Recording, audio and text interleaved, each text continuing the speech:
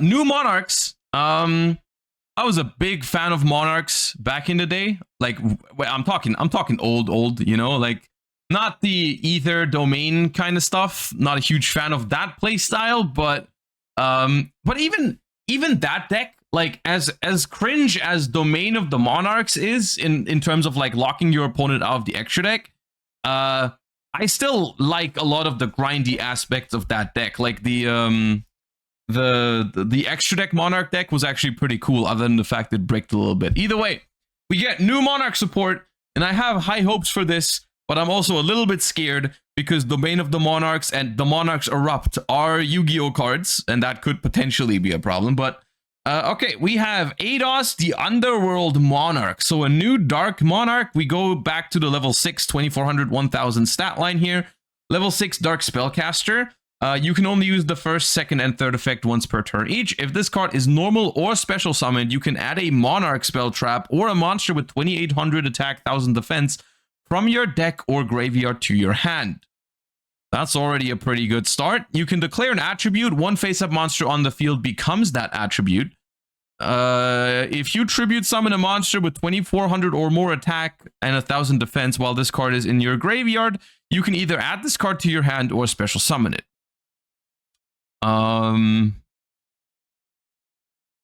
That's pretty good, right? That's on normal or special summon, you get to add a Monarch spell trap or a big Monarch, and you can special summon it from the graveyard every time you tribute summon. And some of the Monarch spell traps are good, like Pantheism, Stormforth, Monarchs Erupt, Domain of the Monarchs. It searches all of it. Okay. Tessera, the Prime Squire. Ooh, they're making a Squire for all the attributes together. It's a level 1 light warrior. You can only use the first and second and third effect of this card's name each once per turn. You can reveal a Monarch spell trap in your hand, special summon this card from your hand. During your main phase, you can immediately after this effect resolves, tribute summon a monster. If this card is sent to the graveyard, you can special summon a monster with 800 attack, 1000 defense from your deck. Also, you cannot special from the extra deck for the rest of this turn. That's also pretty good.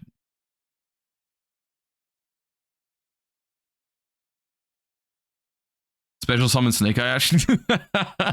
Yeah, but you can't summon from the extra deck, so that'd be okay.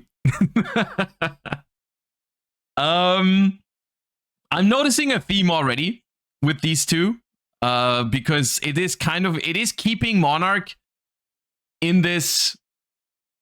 They feel very powerful, but they also feel still a little bit bricky, which is very on.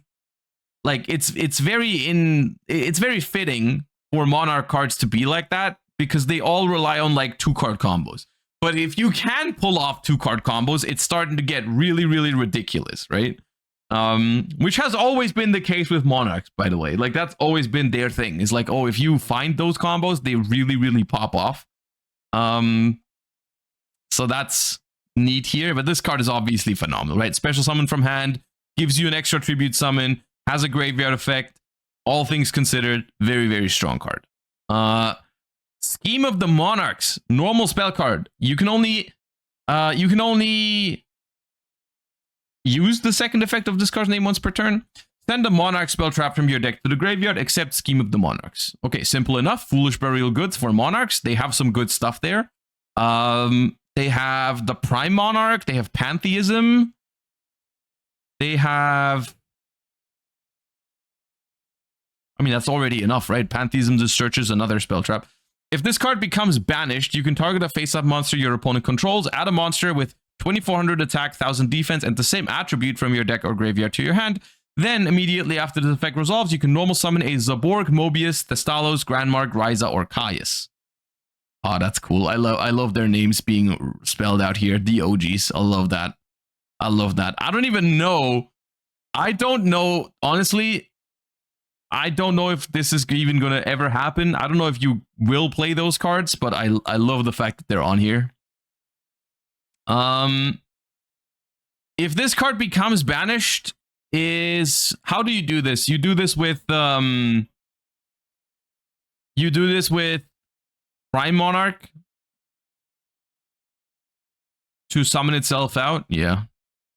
I mean, to be honest, something like, if you can really facilitate them, some of these old Monarch effects are still good enough to be played, potentially. Like Ryza and Caius, if you can search them for free with this card and then immediately summon them, there's a world where you just put them in. Or like Hestalos, even, like a hand rip. There's a world.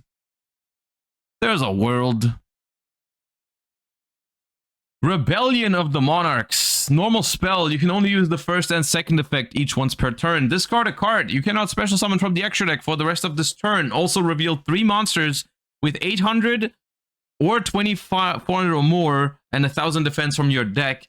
Your opponent chooses 1 for you to add to your hand and send the rest to the graveyard. You can banish this card from your grave. Special summon a monster with 800 attack, 1000 defense from your hand. So... cannot reveal 3. They don't have to be different ones, right? They don't have to be different reveals, so you can reveal the same one. It's like a mini painful choice.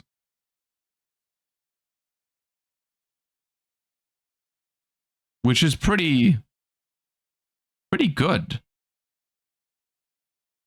You do have to discard a card for it. Okay. Culmination of the Monarchs. I love these artworks, by the way. As someone who's always been a fan of the Monarch cards, very, very cool. If your opponent special summons a monster and you control a tribute summon monster, you can banish a Monarch spell trap from your grave, then activate one of these effects. Destroy a monster on the field. Destroy up to 2 spell traps on the field. Discard a random card from... Oh, it's all of their effects on the trap card. I love that. Oh, I love that. Oh, and you can use all of them.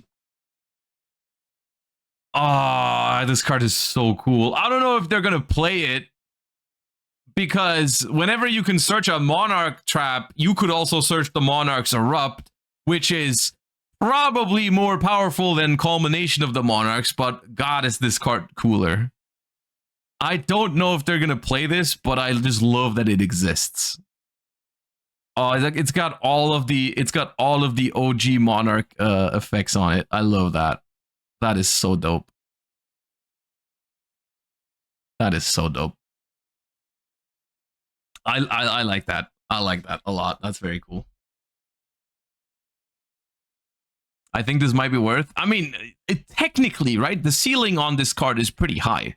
So if they, like, the thing is here, once again, and it's funny how history repeats itself, because these cards are pretty powerful, but they do spark one question once again.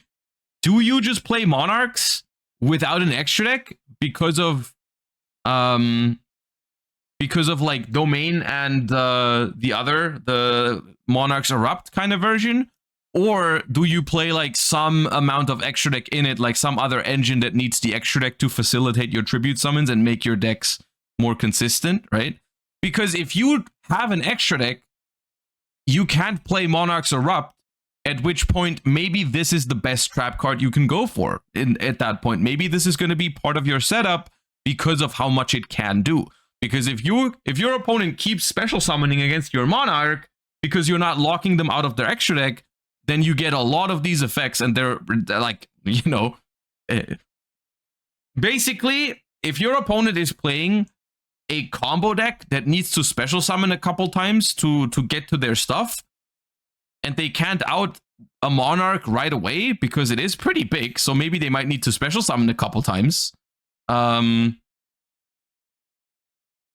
before they can out it, then this is really annoying, you know, like, oh, you special summon the first time, I'll pop one of your monsters. You special summon again, I'll banish it. You special summon again, I'll put it to the top of the deck. And then you special summon one more time, I'll rip the last card out of your hand. Like, you know, it's got a pretty good ceiling, as long as you have enough spell traps in the grave, of course.